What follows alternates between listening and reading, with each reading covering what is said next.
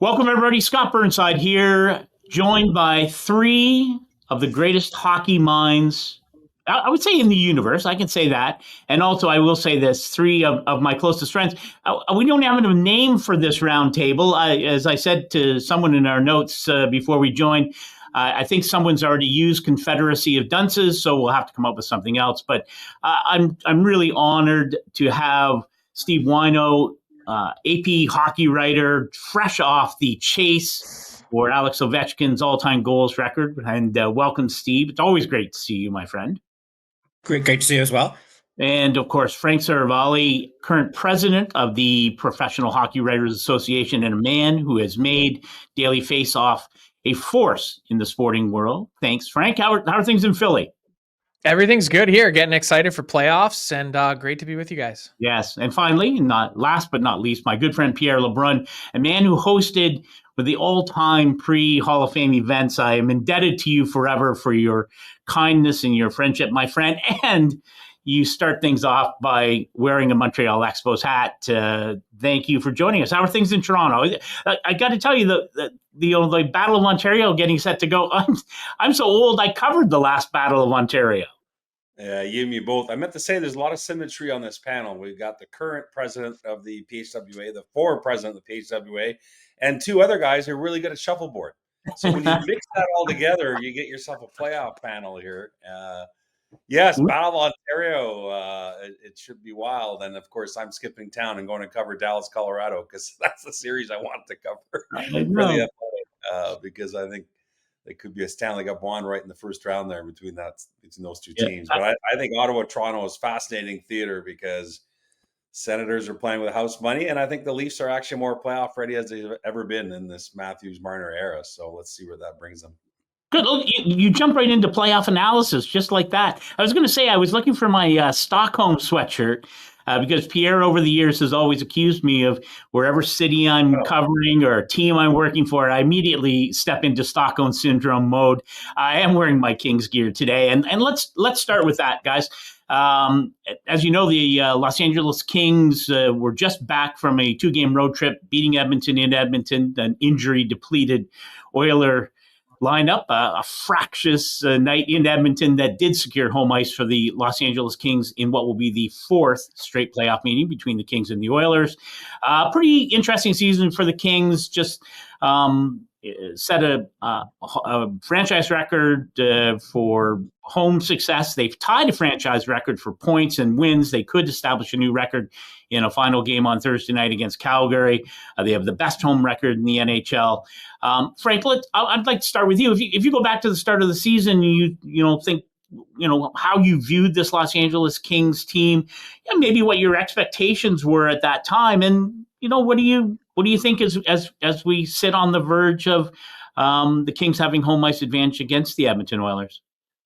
I wasn't really sure what to quite make of this Kings team heading into this season. Look, there was so much hinging on this fascinating Darcy Kemper for Pierre-Luc Dubois trade that has played out so well for them. Kemper has been excellent. Dubois on his own merits has been really good in Washington. A rare deal, kind of, if you want to call it that, problematic contract for problematic contract that both sides seem to be very happy about. And so that those types of divorces almost never end on such positive accords. And yet here we are. And so I look at this Kings team, I think a deep team, a team that has high-end skill that for whatever reason, despite that home record, really kind of hasn't been talked about in that conversation of a team that could make noise and go on a deep run. And I think there's a lot of pressure that's associated with that for a team that is now running squarely into the Edmonton Oilers for the fourth year in a row. Yeah. Steve, what do you think? When you go back to doing season previews for the Associated Press, and what were you thinking? How were you projecting this Kings team to play things out in the regular season? Well, I didn't expect this either, Scott. And Frank is right. That's a trade that worked out well. And even going back to the Alex Iafallo trade from the Jets to the Kings for Pierre-Luc Dubois, this has worked out for all three teams involved, where Darcy Kemper has been a revelation for LA. He's probably going to be a Vezina trophy finalist.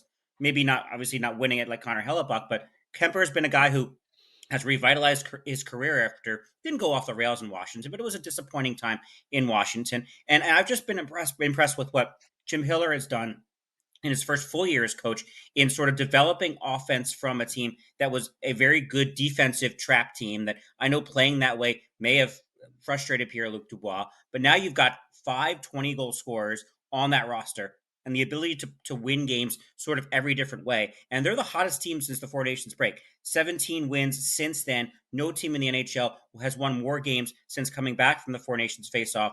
And it does sort of feel, I don't want to pump your ego up too much, like it is their year to break through.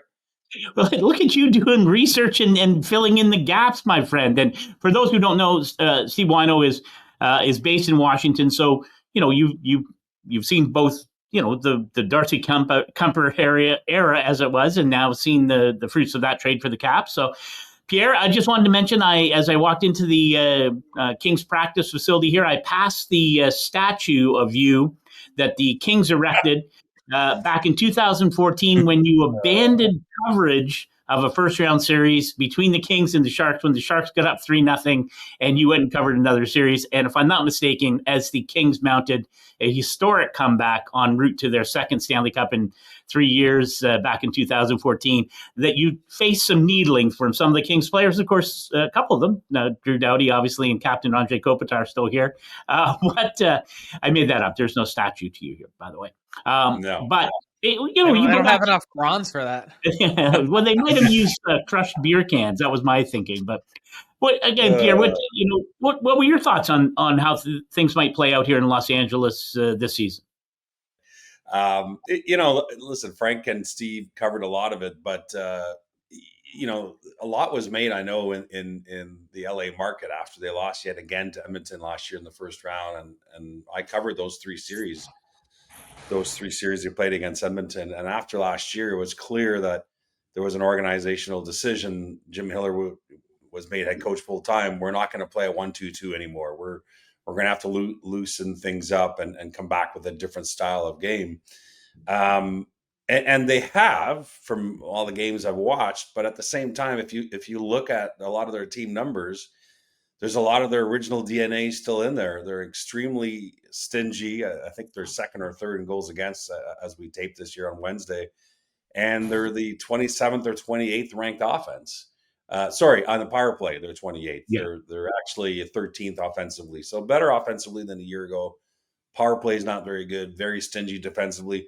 So it hasn't been a complete metamorphosis despite changing their playing style. They're still the Kings who don't want you to score on them. And I think that's helped pop up a very good Darcy Kuemper season, not taking anything away from him. But I think it's a perfect place for Darcy Kuemper to end up because of the way the Kings play in front of goalies. So, and listen, those are good traits to have going into the playoffs when you're that good defensively. I think my concern for them would be this, that depending on how healthy the Oilers are and what version of the Oilers the Kings get here in the first round, the Kings have to finally win the special teams battle for the first time in these 4 playoff matchups with the Edmonton Oilers. That has been crushing them in the first 3 playoff series with Edmonton, how dominant the Oilers are in special teams. Some games have been over just because of it. And so that, at the very least, has to be a 50-50 saw-off. And I actually do think the Kings have their best shot at beating Edmonton in these 4 years. Yeah. But that has to be an area that has to be improved for them. Yeah, it is interesting with the power play. You're right. It's been a problem throughout the season. It has improved fairly markedly since the arrival of Andrei Kuzmenko from Philadelphia at the trade deadline. And of late, in the last 3 or 4 games, and part of that's with Drew Doughty, coming back and then taking some time off to make sure he's as healthy as he can be for the playoffs. Jim Hiller's rolled 5 forwards on the power play, and it's really started to cook. And Kuzmenko's been a big part of that. And that sort of leads me to my next question. Maybe we'll start with you, Steve. What's the Kings player, one Kings player that is under your personal spotlight as we head into these playoffs? Where's the spotlight rest on an individual player for you?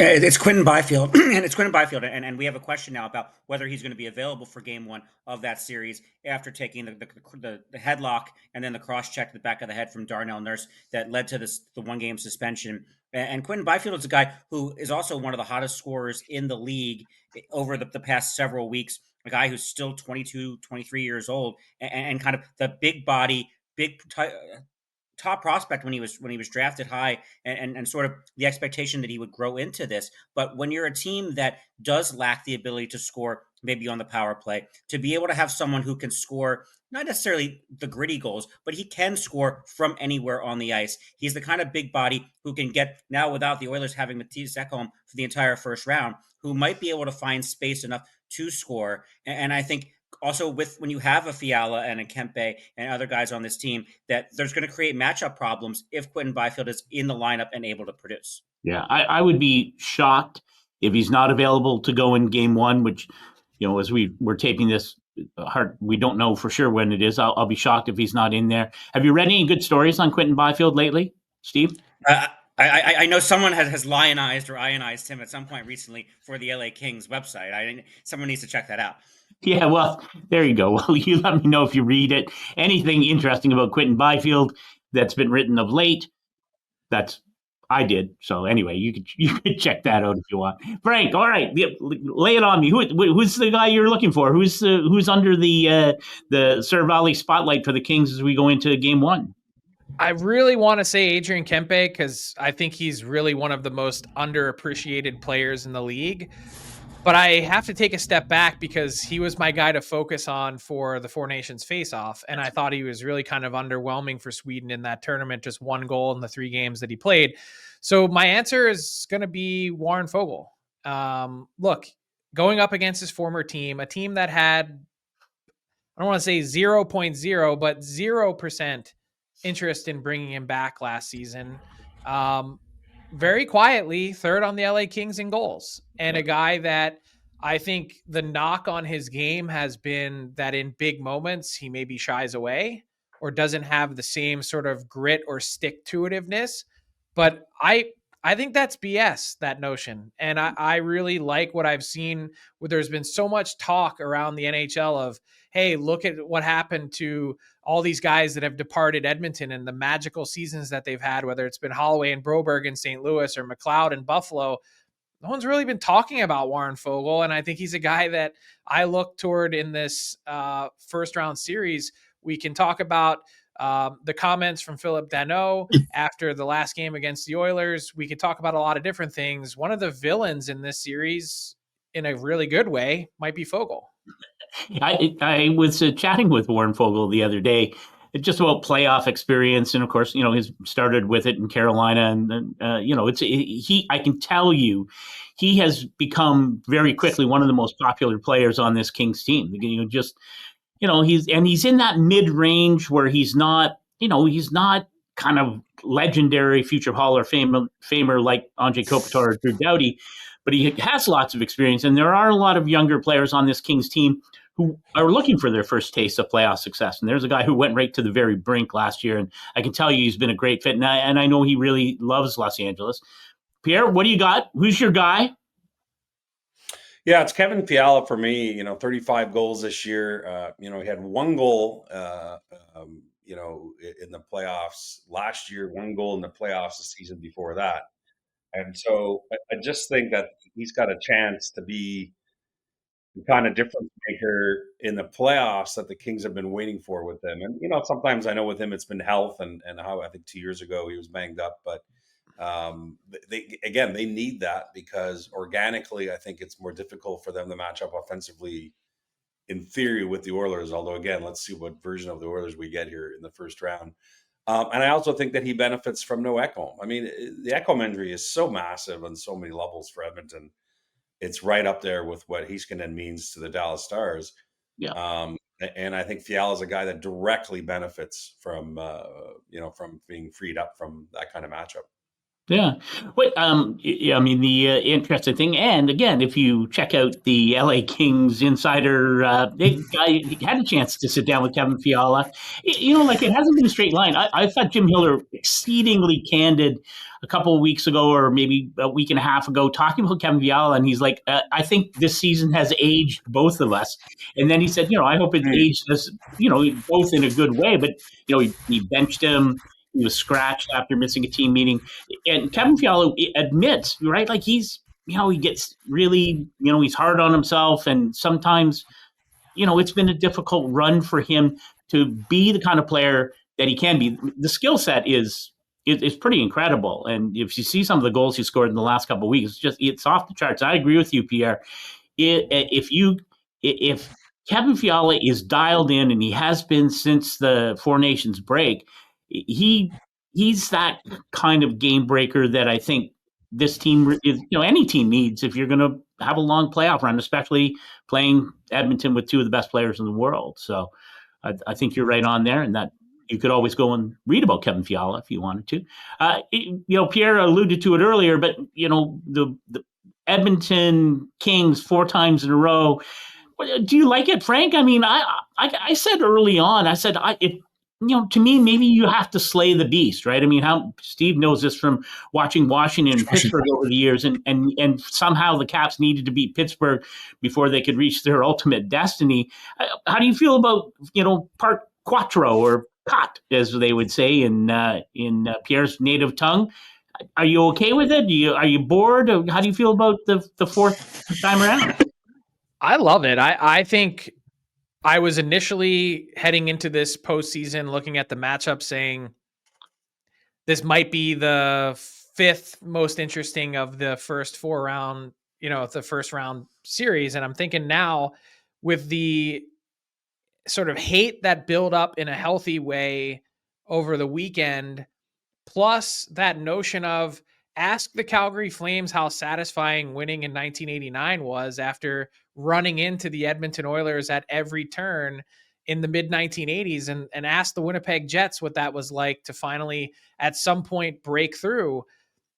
There's no guarantee that you do, but I think it'll be all the more satisfying if you're able to accomplish that. And to the point I think that Pierre made to start off, this Oiler team is more vulnerable than they've been at any point over this 4-year stretch. And I'm not predicting a Kings win, but I will say that they've got a real opening and opportunity here, not just with the Ekholm injury, but also with their clear advantage that they have in net, that they defend well enough. They've been pretty plucky in the season series, obviously. And, Connor McDavid can say all he wants about this notion, or trying to dispel this notion about this team being the walking wounded. Like, he didn't mention at all that they're not going to have Ekholm in this series. And that's a material, significant change to how I view the Oilers and their ability to defend. Mm-hmm. Yeah. Pierre, what are you? And again, we sort of talked about it, half jokingly off the top. Back in the day, and I think it was either 4 and 5 years or 5 and 6 years that Ottawa and Toronto played. I don't remember people getting bored of it. And I know the geographic rivalry is different with Edmonton, LA, but are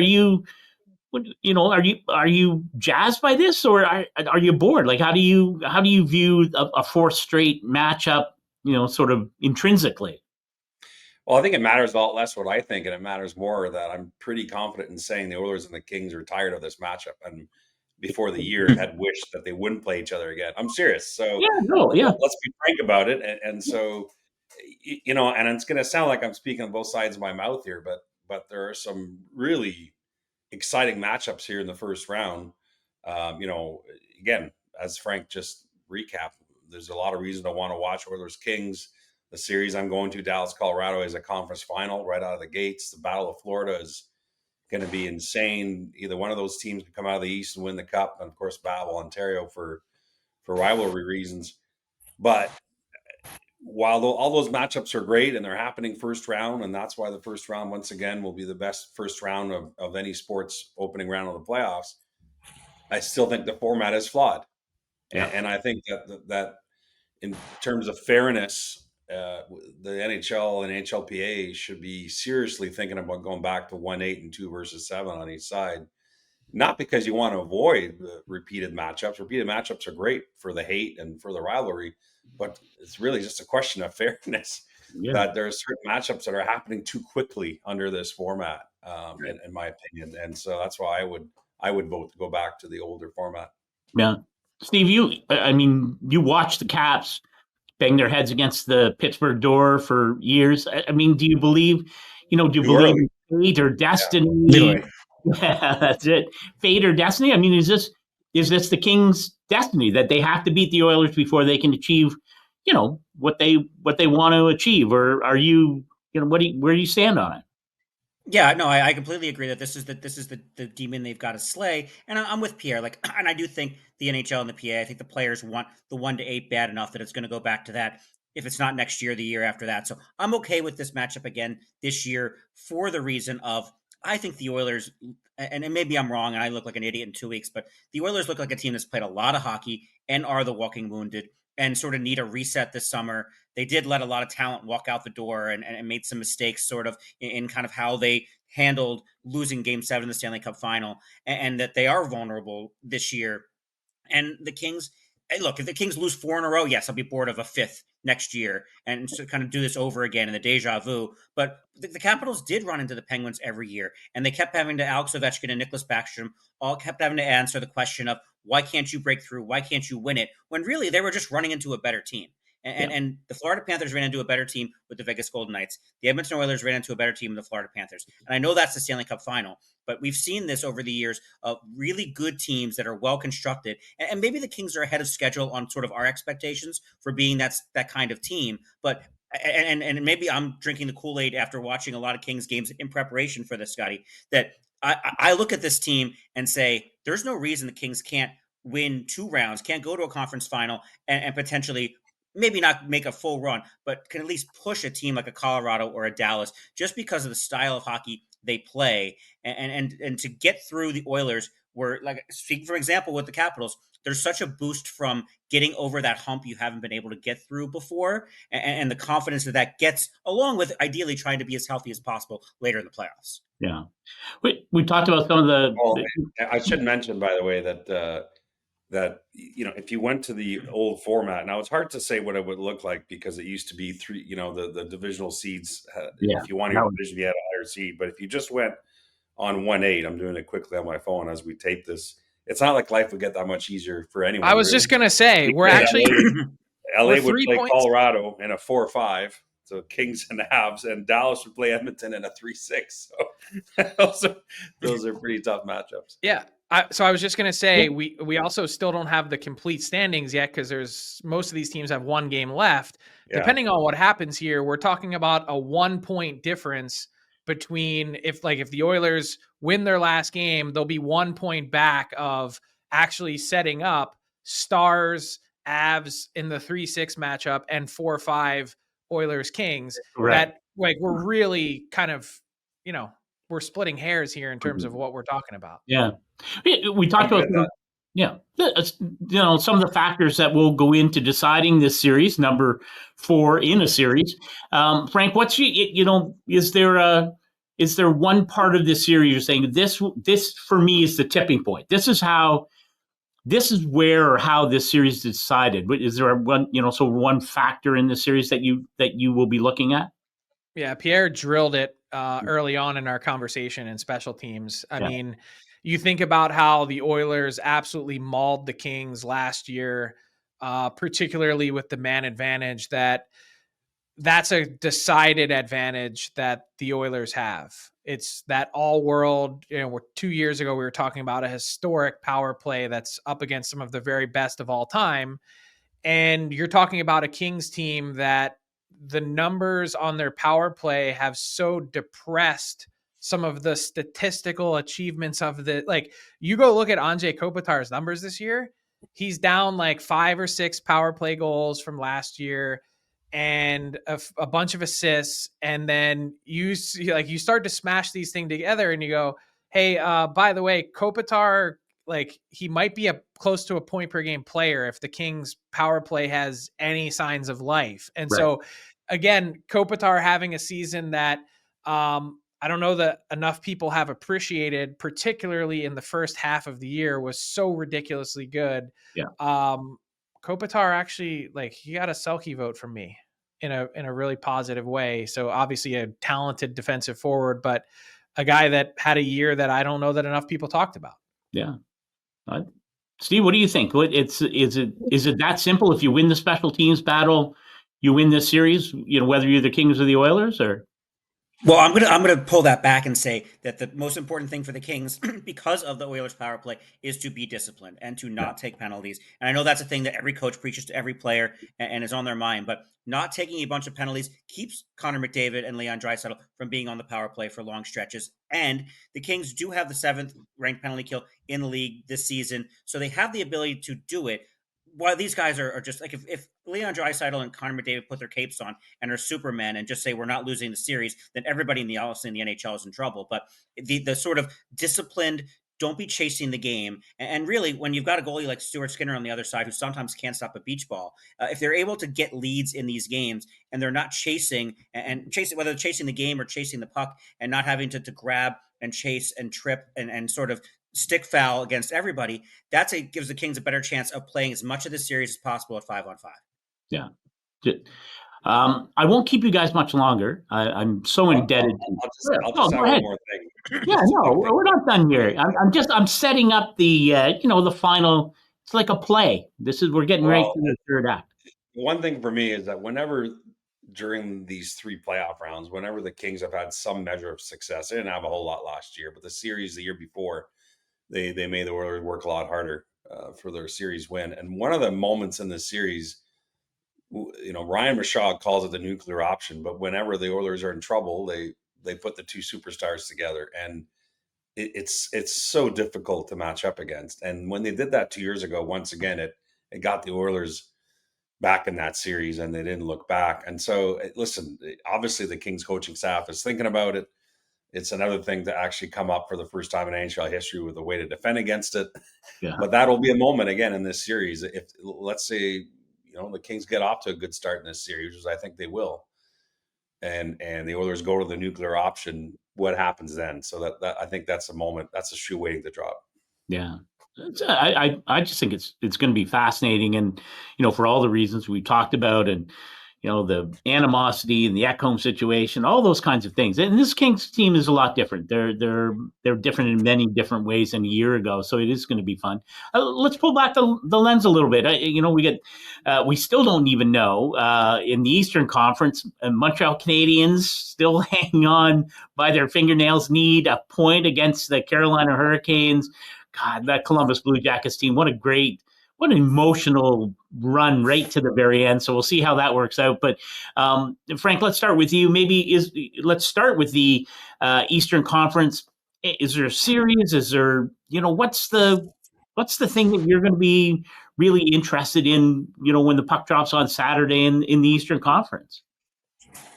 Well, there's so much coverage from the Battle of Ontario. It just fills my feed, and it kind of not turns my stomach, but I wish there was as much attention put on the Battle of Florida, because both those 2 teams, they're trying to run each other into the third row of the seats at the same time that there's an incredible display of skill and prowess at both ends of the ice, goaltenders and beyond, that this is a titanic matchup, and you don't even have to get on an airplane to see it once you get there. Yeah.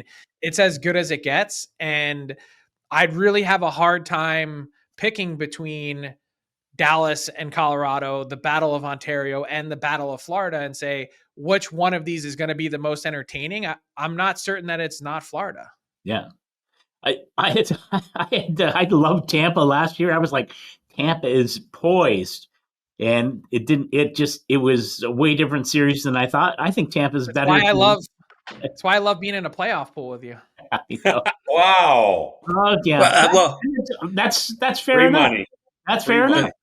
The best part about this is how Sebastian Aho is actually going to go first in our playoff poll this year, because I do think the Carolina Jersey series is our friend Ben Raby used to call it the Golf Channel series, when you had to move one of those series off to the Golf Channel. It's the series that no one's going to care about watching. We kind of think Carolina's going to roll over New Jersey unless Jacob Marchand steals that series. But Carolina Hurricanes look like a team to me that if those teams in Florida beat the heck out of each other, that the Hurricanes could be in the Stanley Cup final before we know it. All right. Now, Pierre, I'm interested, you're abandoning your home province to go west. But what do you make? I'm with Steve on the Hurricanes. I love Frank's comments on the Battle of Florida. I think that is going to be absolutely epic. What will you be watching when you're maybe having a good Texas or Colorado steak out west? Well, I think the Battle of Florida, like Frank says, will be the most compelling series in the East. But obviously, we'll be watching closely with the Battle of Ontario.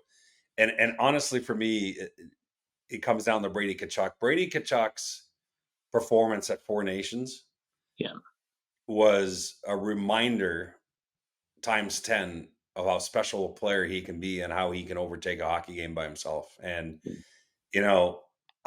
this is going to sound crazy. I actually think this is the most playoff ready Leafs team. I can see the Leafs going deep, if not just to the conference finals, believe it or not, to the Stanley Cup final. This could finally happen for the Leafs. But I think Brady Tkachuk could be a one-man wrecking crew in this first round and help in the upset over Toronto, because I don't know what the answer is for Toronto if a healthy enough Brady Tkachuk becomes that Four Nations version of Brady Tkachuk. Pre-whistle, after the whistle, offense, physicality, in your face, the bully on the ice. I don't see one player on that Leafs roster that has an answer by himself. And maybe that's okay. Maybe it's that veteran Leafs team that just goes about their business and beats Ottawa despite Tkachuk's heroics. But that plot line, while obvious, will be incredible theater, I think. Yeah, that's good. Well, let's move west quickly before we wrap this up. Steve, let's start with you. We know Pierre's going to see the Titans of the the Central Division with Dallas and Colorado. What else out west intrigues you as we get ready for round one? Yeah, it's just the Connor Hellebuck question and everything that's dogged him and the Winnipeg Jets over the past several years. That is there a different Connor Hellebuck in the regular season and then April and May, and can he bring it together? And there's certain changes with this team. We've seen Scott Arniel taking over for Rick Bowness, who took over for Paul Maurice, and sort of evolution of Blake Wheeler's gone and kind of other changes of this team. Connor Hellebuck has been the constant here, along with Mark Scheifele, and we've seen sort of the evolution of Josh Morrissey. The Jets on paper look like a team that should win a championship with an elite goaltender, with a team that can score and defend and do everything right. Nikolai Ehlers' injury, something definitely to watch for, just like with Miro Heiskanen in Dallas and Ekholm and everything, Alexi Protas and Logan Thompson in Washington. But the Jets look like a very deep team that you would say, without all the history from the past playoff early exits, should win a championship or be favored to win a championship. And yet the odds makers don't say that, and the analytics don't necessarily say that. But the Jets and Connor Hellebuck are the biggest question I'm looking at this spring. Wow, Frank, I want to know what you think about what else might be intriguing to you in the West. But how important is it for this Jets team to do something, right? Once again, showing my playoff acumen, I loved the Jets to beat Colorado last year. Loved them. And that was over in 5. And really just Connor Hellebuck overwhelmed. It was crazy. But how important is it for that franchise to have some success? Significant. I was at every Jets playoff game in 2018. And if you had told me then, with how exceptionally well a really young Connor Hellebuck played, that we'd be having this conversation in 2025. And the Jets have done basically nothing since then. I've made this comparison and it's going to hurt, but the Jets have been the Leafs of the West. They've had great regular seasons and they've been out really pretty early. They've feasted on the success of 2018 with a different core, that people have looked at this Jets team in a different light. And there's a lot of constants there. Steve mentioned the coaching changes. Yes, Blake Wheeler is gone, but Mark Scheifele and Nick Ehlers and Josh Morrissey, Hellebuck, so many pieces of this team have been around for a long, long time. So this is a kind of put up or shut up moment. You win the President's Trophy. You've got the best goalie on planet Earth, at least not according to NHLPA members with their player poll. But you've got this guy that's a generational talent. You've got to show something for it. That said, to put a bow on the West, underestimate or sleep on the Vegas Golden Knights at your own peril, because I look at what we've just talked about with the Kings and Oilers and how the Oilers are vulnerable. I look at Colorado and Dallas, pounding the crap out of each other in round one. The Golden Knights are sitting here going, we've got maybe the most mobile and talented defense core in the league. We've got depth, and we've got proven playoff performers, having added Riley Smith back. Jack Eichel was my number one choice for Selke this year and got a Hart Trophy vote.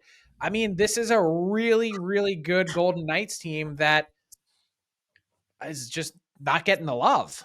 Yeah.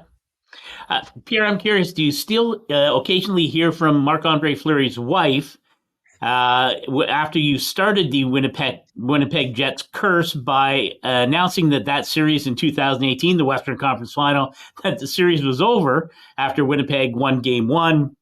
Of course, the Golden Knights came back and won 4 straight games, and the Jets, as Frank accurately pointed out, have really struggled since. And I do know that occasionally you might have got a little jab about the prognostication, which may explain why you don't do them anymore. I was on the off day after Game 1 when the Jets ended up winning their only game, where I ran into, I believe Véronique is Marc-Andre Fleury's wife's name, very lovely person. And she let me know that I was very wrong with my prognostication. And then I went in the Vegas room, and one of the players had printed out my athletic column where I said they were done, and it showed it to me. I think it was James Neal, maybe. Anyway, but the players don't read the clippings, just so you know. No, they players don't. But by the way, I think Vegas is going to sweep Minnesota. To Frank's point, I think it just took everything for the Wild to back in and to earn that spot. And good on them, by the way. Did you say sweep? Yes. Yeah, I got to sweep here too.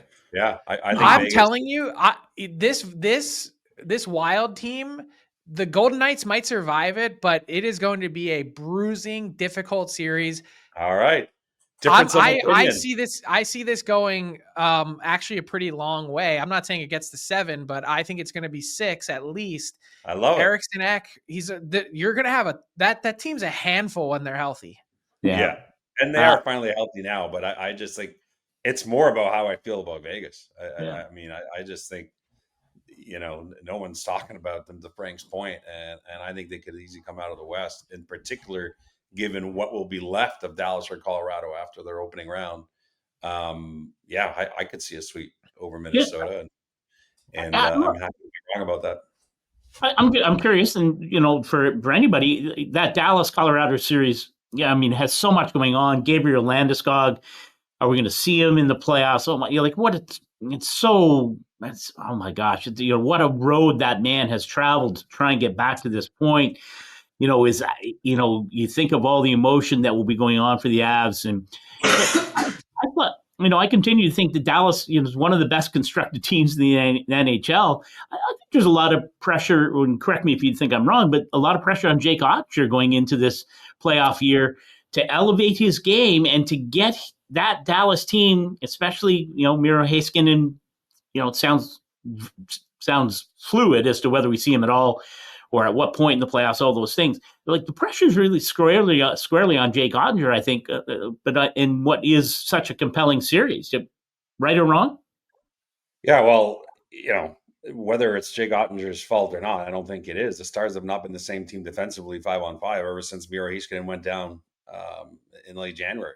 They just haven't, which stands to reason. He's a top 5 defenseman in the world in my books, and it's been difficult for the Stars coaching staff to find the combinations on the blue line that has been able to sort of mask his absence. And what's fascinating to me going into this series is basically the update is he's not starting the series, might see him at some point in the series. I'm telling you, the difference between whether the Stars get him in Game 4 or Game 6 is massive.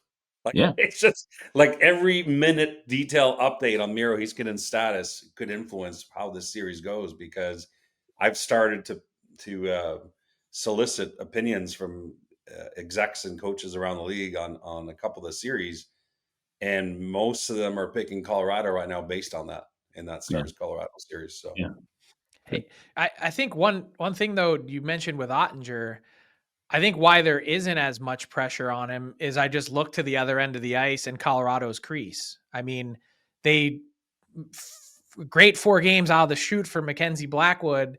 You give him a 5-year deal.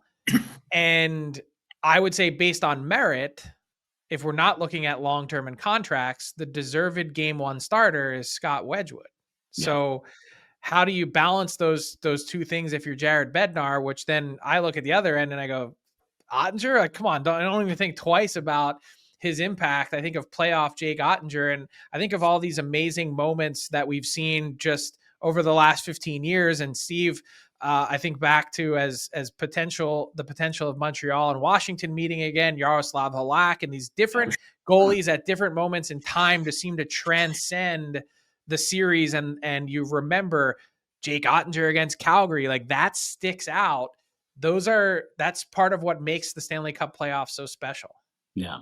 But also, Frank, you got to remember the series last year, the Dallas Edmonton West Final. Jake Ottinger wasn't very good from games 3 on in that series, and not to put the loss for the Stars completely on him, but this is a Jake Ottinger who, as a goaltender, who probably is motivated to come back and show that he's more like that Calgary series Jake Ottinger than the Edmonton Final, and especially with Miro Heiskanen not in the lineup, that they're going to need Jake Ottinger several times down the stretch to when the fort sort of breaks apart and the dam breaks and you need to make big saves. He's shown he can do it, and now it's his time to prove that he can do it. We just got an otter and the dam breaking reference from Whyno. That is next level stuff. And I think to Pierre's point, though, it's hugely indicative of the play in front of you. Like the Stars didn't win in the West Final last year, not because Ottinger wasn't good. It's because they basically had 4 defensemen. Yeah. They break down. All right, boys, we could do this all day, and actually the 4 of us have done it all day and sometimes all night at various points along the journey. But I would be remiss if I didn't thank you from the very bottom of my heart, not just your immense hockey knowledge and sharing that with us today, but for your combined friendship over the many, many years. This has been it's been truly the highlight of my day, and I can't thank you enough for coming to spend some time with us. And I appreciate it very much. And who knows, maybe we'll do it again, get deep in the playoffs. We'll see how this turns out. But thank you for joining us today and to talk Kings and playoffs and all kinds of cool stuff. So thanks very much.